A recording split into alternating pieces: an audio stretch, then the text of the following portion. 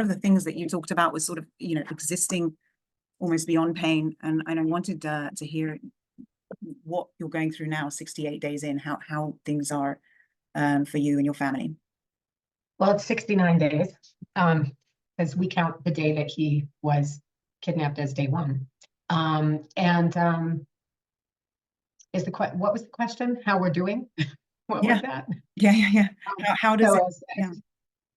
I mean, it's not describable how any of us are doing to people who haven't been through it. And thank God, not many people have been through what we the hostage families are going through. I said to someone on the team today, we get up every morning and we have to pretend to be people, because in order to save him and try to save them, we have to function. And in order to function, you have to pretend to be a person. So that's what we do.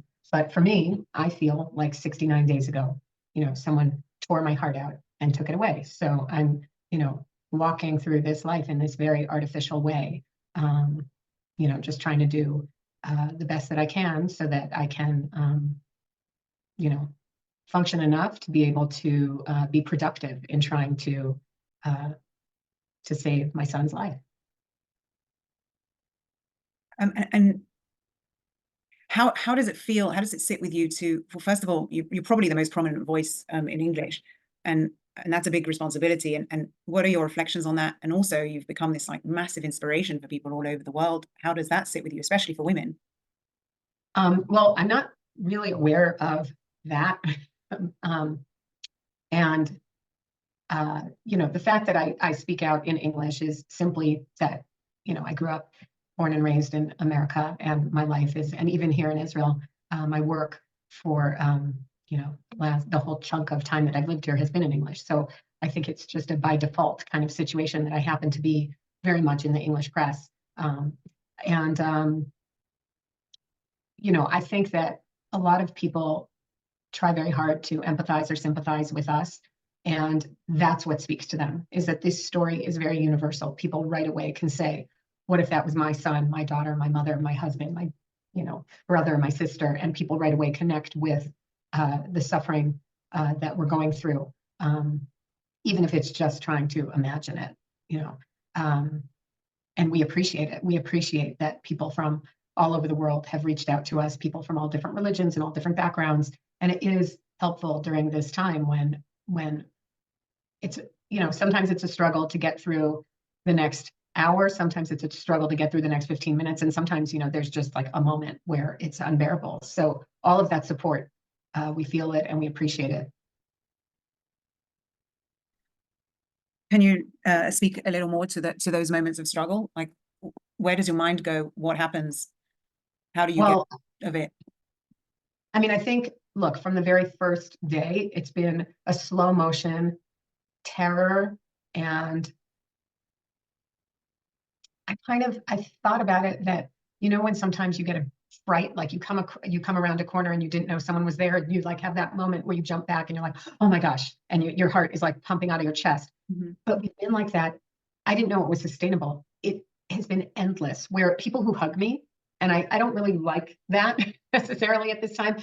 Everybody comments on, my God, your heart is beating out of your chest. Everyone who comes chest to chest with me can feel it. It's a constant, before this, I used to be very active. I used to exercise every day except Shabbat. And I would try to get, my target heart rate up to 160. And when I take my heart rate during the day, it's close to that. And I don't work out. I haven't worked out. I haven't done a thing in 69 days, but my heart is racing like a rabbit at all times. So it's being in a state of constant fear, which is hard to manage. And that's just what all of us are going through. And I think what really made it much worse was last Tuesday, a week ago Tuesday, when the War Cabinet had a session where they had hostage families and released hostages. And hearing the testimony from the released hostages made it so that everyone went into anguished panic on overdrive of hearing of, the torture, the starvation, the conditions, the trauma that the hostages are going through. That, when we think about that, it's almost truly unendurable, which all of this has been unendurable. So it's like another level of of, excruciation. Was there any, first of all, you've spoken in the past about this sort of hope that, maybe there's maybe he's playing football down there and, in his one arm, or maybe there's some Gazan civilians that are looked after him. Has that changed since that meeting with the war cabinet? And have you heard anything at all from other hostages or? Was there more to that two question? questions, two questions that weren't related very well. But first of all, about the image that you have of him now in your head over there, and is there anything concrete that you've heard from hostages who were released? So first, like the image, one person asked me in an interview, like in your good moments, like what do you picture he's doing? And I said, like in a fantasy moment, I think, wow, he's like playing soccer with some of the kids. This was before there were any releases, so I knew that there were a lot of children there, and I was thinking, in a beautiful moment of hopefulness, thinking maybe he's trying to help the children feel better, and he's playing soccer with them, like in a tunnel. But I mean, that was really a fantasy moment. I doubt that there was any of that. Also, from what we understand, people were being held with who they were taken captive with, and Hersh was taken from the music festival. So of course there weren't any small children there. To be honest, I try not to think about how he's being held now. It's not helpful to me, and it's not helpful to him, because if I'm devastated and terrified, then I can't be as high functioning and as effective as I am. So, I'm praying for him all day long, and in my quiet moments, I'm always talking to him, and I'm always saying the mantra that people have heard me say. I'm always saying, I love you, stay strong, survive. I love you, stay strong, survive, and so I'm always saying that to him. I'm always saying there are different psalms that I'm always saying, and that helps me get through. If you had to sort of paint an ideal picture of next Hanukkah, how would that look? Oh gosh, well, I would love for him to come home really soon, have the time to recover in every way, get the treatment he would need in every way. Not just a new arm, but all the trauma, emotional and psychological and spiritual trauma that all of these hostages have been going through. I'd love for him to get every single thing he needs, and I would love for him to be on his trip next Hanukkah, his trip that he is supposed to be going on December 27th, in just another couple weeks. I would love for him to be able to be on that trip. I think that where is he supposed to be going? He has a ticket on December 27th for India, where he was going to be leaving for India and traveling for 1 to 2 years around the world, which he's been planning and dreaming of since he was in first grade, with detailed maps and detailed plans, by himself. So I certainly hope that he'll be able to take that trip. And you know what? You don't need 2 arms to travel the world.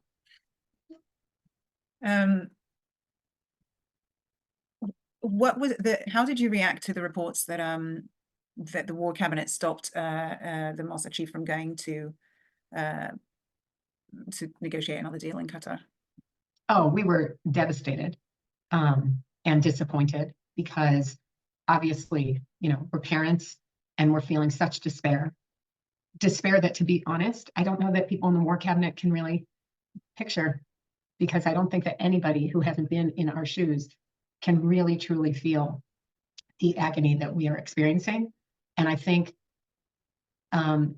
we have to be open to just hearing what's out there. We have to be open to just sitting at the table. I mean, that's why we elect officials. That's why we elect leaders, so that they could be our representatives in good and in bad. So I think to not be open to just even hearing and just even sitting in a room is terrifying for all of us. Terrifying for all of us. There's not one parent, spouse, sibling, daughter or son of a hostage who is not really beyond disappointed that there's not even an openness to hear or to suggest. I think let's get creative, like sit down and just suggest something. And because we know that time is of the essence, it'd be different, during the Iran hostage crisis in 1979. The hostages were being held in the American embassy, which was a very stable building with heat, with, there was, the conditions were just very different. We know that our loved ones are being held in brutal conditions. We now have heard from the hostages who were released that there's torture, starvation. I mean, there's bombing going on. The ages of the people are very different. The conditions of the people who entered captivity, we know. I mean, Hersh, for an example, obviously, is missing his dominant arm. We know other people who are grievously wounded. We know elderly people who need their medication. We know someone who's there who has diabetes. I don't know if he's getting his insulin. So time is completely not on our side. So to hear that our cabinet didn't want to just even entertain hearing, an option, is, for all of us who think that each hour is another hour that maybe our loved one is actually dying, is devastating. And I saw a report, and I have to say I haven't read it. I just skimmed that headline because it just about that there was a chance that there would be a negotiation with Egypt to broker. Did you see that? I didn't see that, but I would love for something like that to happen. I actually think the Egyptians have always been right there trying to help, and are very, very reliable partners, actually. So that I would love to see Egypt be more involved. Qatar has been obviously a really helpful partner during this time. And, anyone who's, at the end of the day, I'm not a politician, I'm not a military strategist, I am a mom of a civilian who was taken in a very aggressive way from a very neutral place, from a music festival, and I want him back. That's that's me. I'm not, I don't have the background and the knowledge that all these decision makers and the people who are around the table have. But I also think that that's who all of us are. That's who these hostage families are. We are the people, normal people. What would you like Israel to be doing? I thought that what happened, 2 weeks ago with the pause was an excellent framework to return to. The people in Gaza are suffering horribly. The Gazan civilians are suffering horribly in every way. And I thought having humanitarian aid let in for them was crucial. Getting some of our hostages out was crucial. And even though those negotiations were held together by a very thin, fragile thread, they were successful. They showed us that we have the ability to do that. Everyone at that table had the ability to execute that, and all sides benefited. And I would love to see that happen again.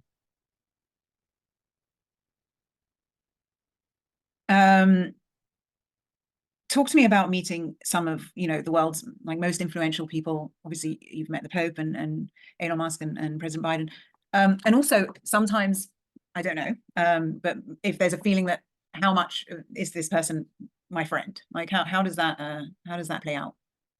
What's it like to appeal to these people that are just beyond? Well, I don't think of any of them as my friend, but first of all, I felt very lucky and privileged to get to meet the Pope.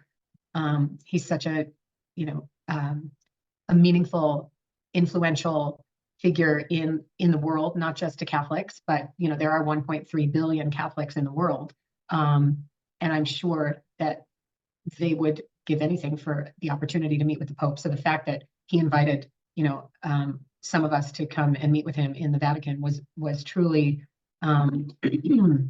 special, meaningful, and important and symbolic. And he's actually the one who said something to me that really left an impression on me, because I've been feeling this real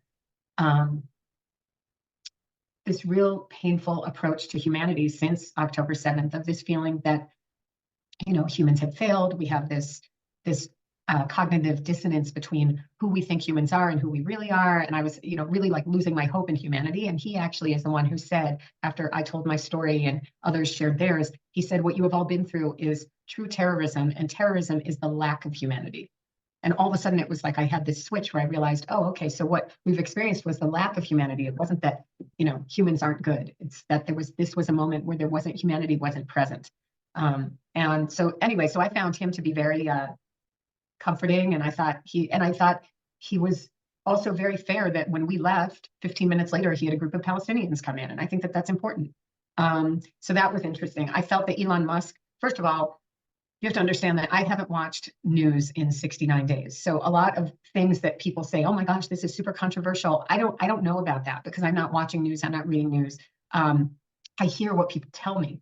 So, when I was invited to go meet with Elon Musk and just share Hersh's story, and there were 3 other families who also shared their families, their loved ones' stories, I respected that he took the time to come here. And he said, like, I want to understand what is this? What is happening? Because he was seeing one side, because Israel has been trying to be very respectful of the families that are in a lot of the documentation from the 7th. And the documentation is so violently graphic that they don't want to release that. And so, of course, I understand that the world sees all these horrible images coming out of Gaza. They are horrible. I also would feel tremendous pain and anguish seeing those images of innocent children in rubble. But Israel wasn't showing anything that happened on the 7th. And when he was here, Elon Musk saw the 47-minute reel that was taken. Most of those images were taken by Hamas themselves. So it was very powerful for him. He saw that I showed him the video of Hersh with his arm blown off, getting held, loaded onto this truck at gunpoint.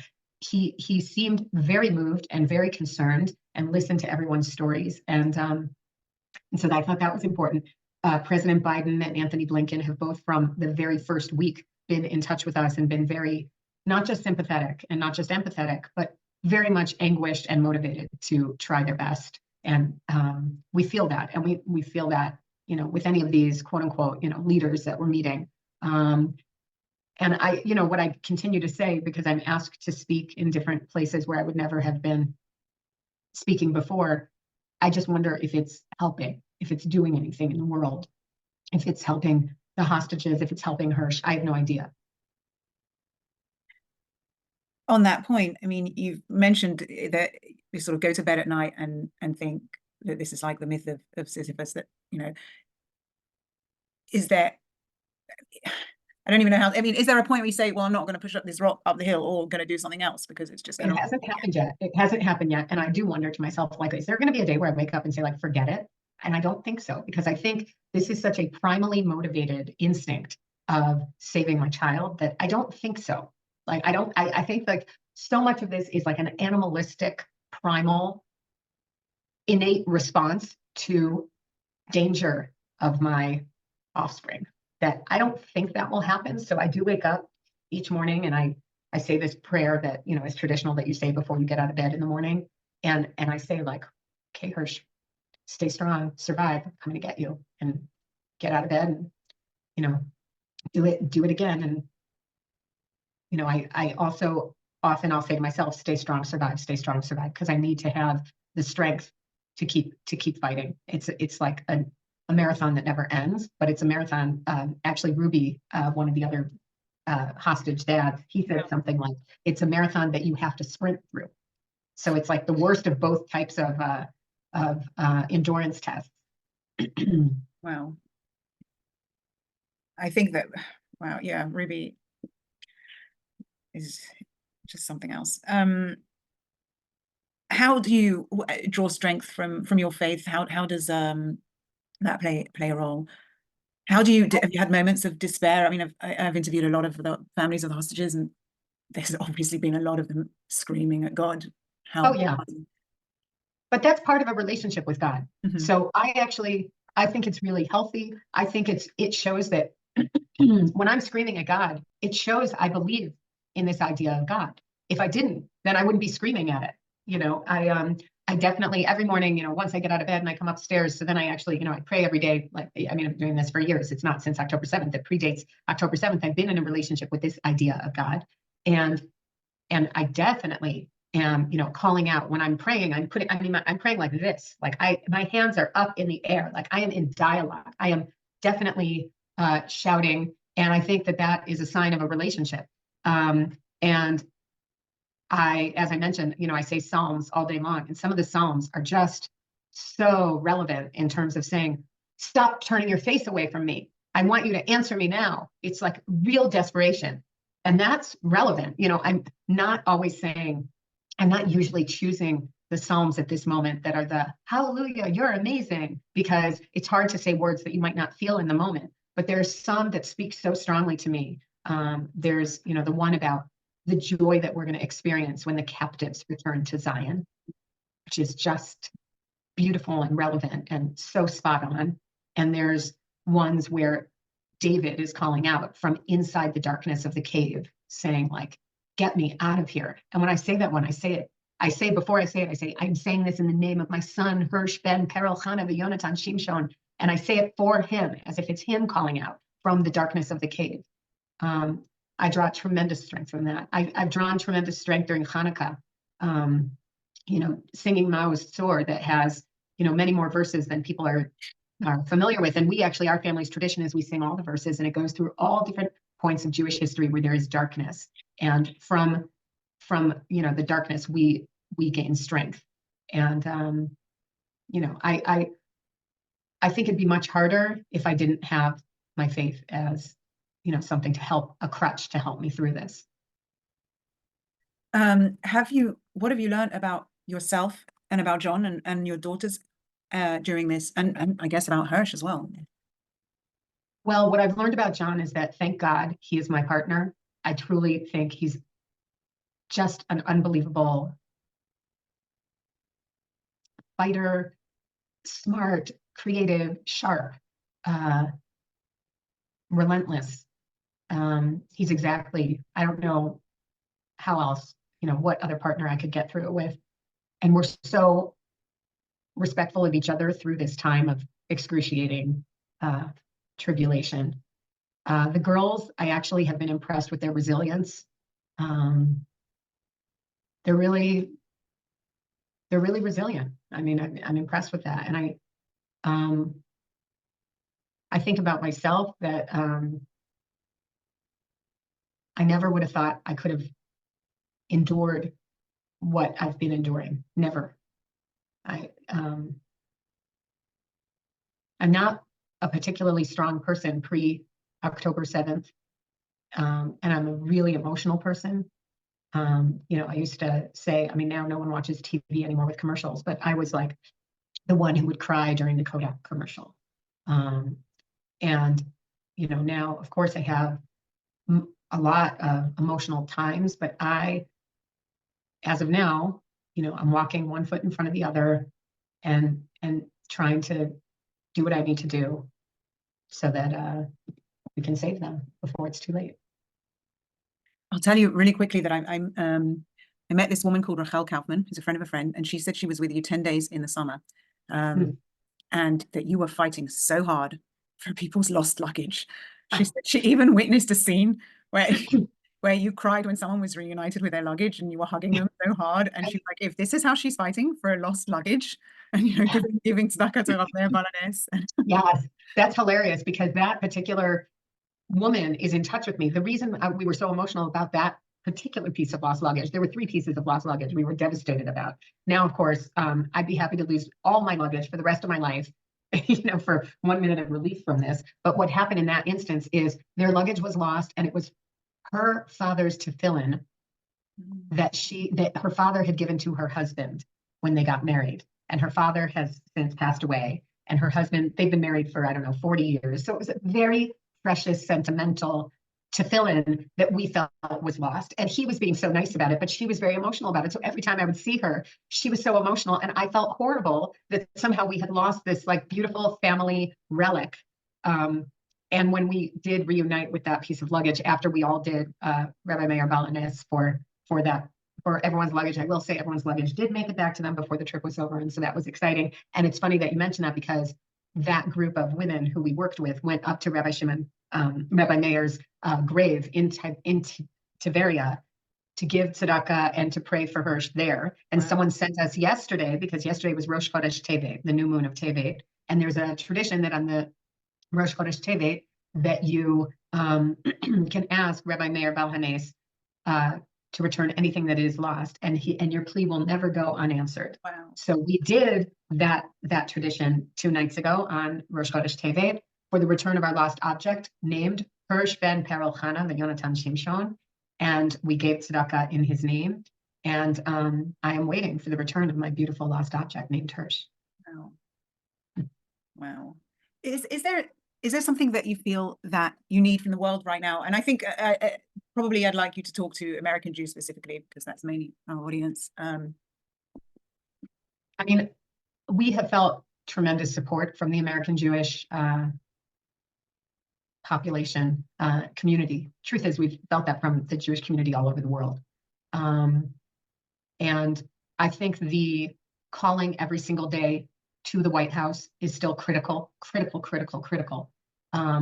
And people can also call their local elected officials if that's what they prefer. We have this website, 1 Min a Day, that you may be familiar with, which makes it super easy. You can just click in your zip code and it will show you your local elected officials. If you prefer to send a text, you can. I think calling is more important. We do have a text for people to use if they're not comfortable winging it, but to me, it's a 20-second message of, hi, it's day 69. We still have 8 Americans in Gaza. Unacceptable. We still have 122 people who, you don't have to be American for this to be something that, we're pushing for. And President Biden said that on the call last night. He said, we want to see the release of everyone. Obviously, I am the American president and have a vested interest in, getting Americans out, but I'm a human being. I want all these human beings out, which is, the right message. And I do think that everyone who can call every single day, first of all, then you can feel when you go through the day that you have done something. And I think in helpless situations in life, to know that even if it's just 1 minute, but you've done something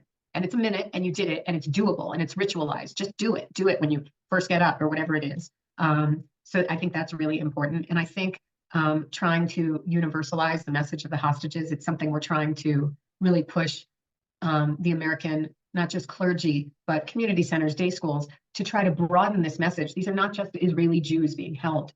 These are people from many different nations. These are people from, we still have the man that I mentioned earlier who has diabetes, who's exactly my age. It's not, I'm not young, but I'm not old. This man needs his meds, or he may not even still be alive. He's a Muslim Arab, like that should be hanging outside of a synagogue or a mosque or a church. It doesn't have to be, this shouldn't be a Jewish issue. This is a human issue. And we need to talk to us at the end of chapter 5. All right, I'm about to do that. Go on.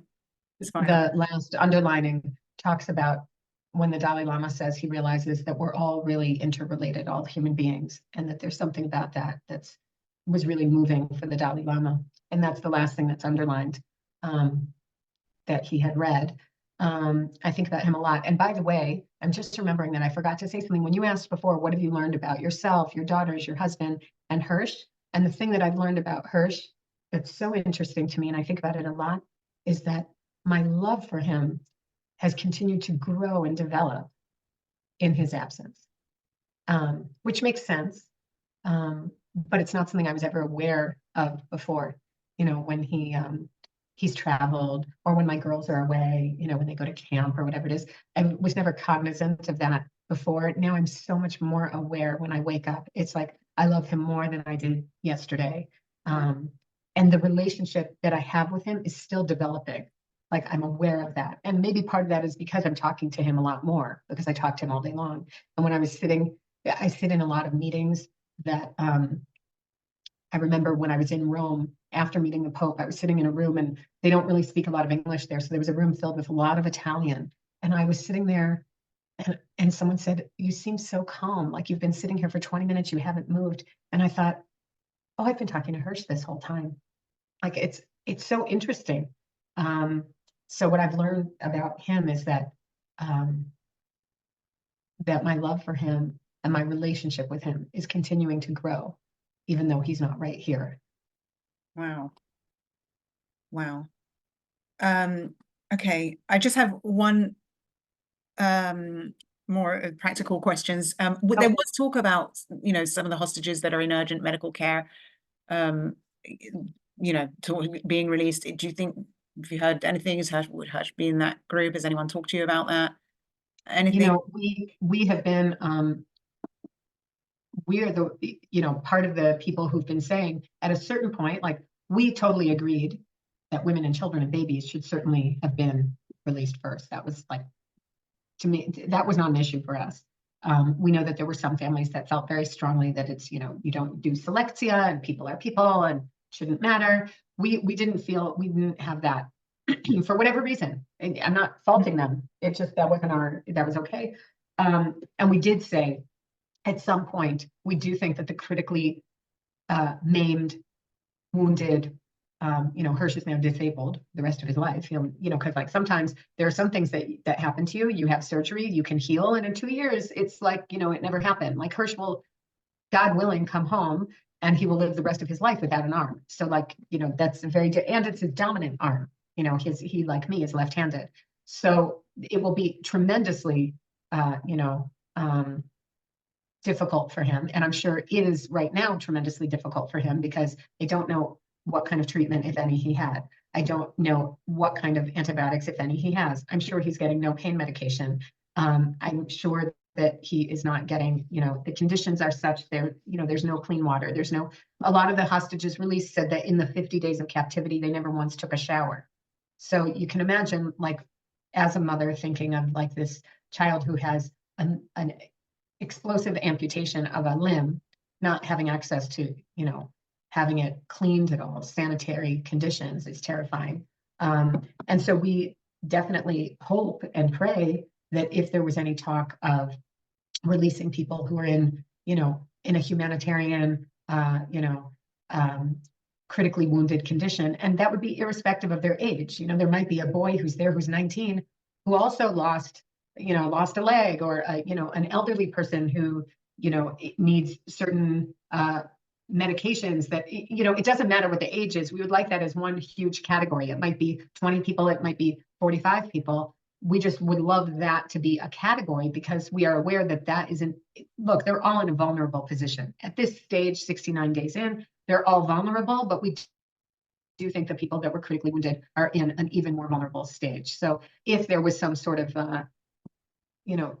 negotiation for that population, we would certainly pray and hope that Hersh would be among those. That's good.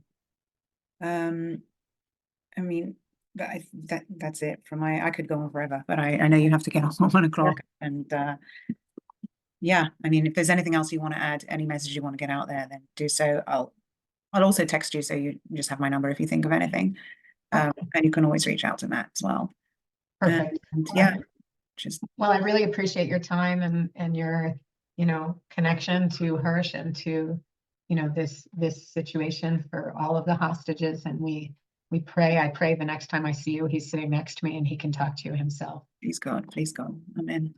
Yeah, please keep praying. And we really believe, and you know what, you talk to him too. I think the more people that are talking to him, I think someone he'll hear. I always think, like, I hope he hears me, but a lot of people write to us and say, I talked to Hersh. Wow. I tell him to, whatever. And, who knows which of us he can hear. So keep talking to him. Wow. Thank you. Thank you for being incredible inspiration. Hanukkah Sameach. Hanukkah Sameach. We'll hope for a huge miracle tonight. Yes, please God. Thank you. Thank you. Bye-bye. Bye.